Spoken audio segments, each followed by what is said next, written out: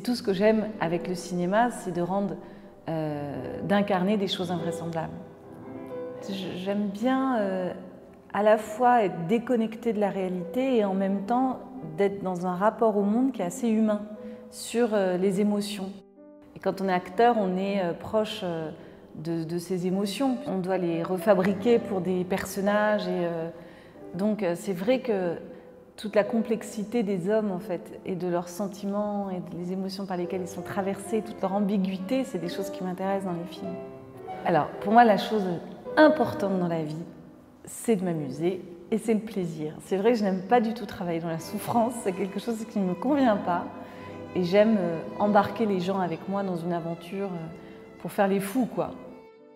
C'est pas un film sur Notre-Dame, c'est un film où elle est au cœur. Le cinéma, pour moi, n'est fait que de contrastes entre différents rythmes, différentes émotions. Enfin, la maquette, par exemple, qui s'envole, on l'a faite avec des fils de pêche, des gros ventilateurs. Enfin, c'était très drôle à faire. C'était vraiment...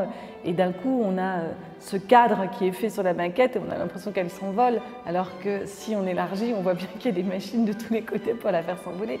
Et enfin voilà. Et donc j'avais envie de montrer ce personnage féminin comme ça, complètement dépassé, comme un bon petit soldat qui fait les choses et puis qui en fait va devoir affronter un scandale pour se libérer. Il faut accepter de perdre quelque chose pour gagner quelque chose. Et Maud Crayon perd beaucoup, puisqu'elle perd son travail, elle perd sa victoire, mais elle gagne beaucoup plus, puisqu'elle gagne sa liberté en fait, et le fait d'être au centre d'elle, d'être sujet de sa vie.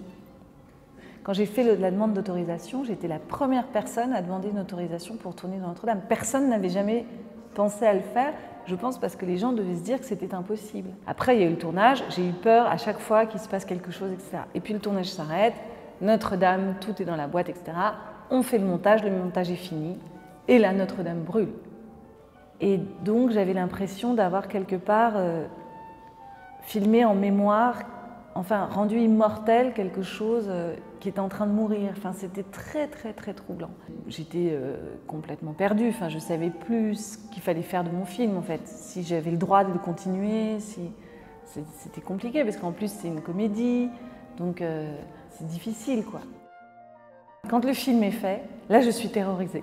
Et je me dis, mais qu'est-ce qui m'a pris? Pourquoi? Je voudrais presque que le film reste dans un placard. Et c'est très angoissant pour moi, la sortie d'un film. Mais en même temps, c'est un bel accouchement, je trouve, que d'arriver Piazza Grande avec cette bienveillance aussi qu'a le festival et de montrer mon film comme ça devant le public. C'est excitant et terrifiant. Donc, j'ai hâte d'être ce soir assise sur mon fauteuil et de voir les claques en géant comme ça.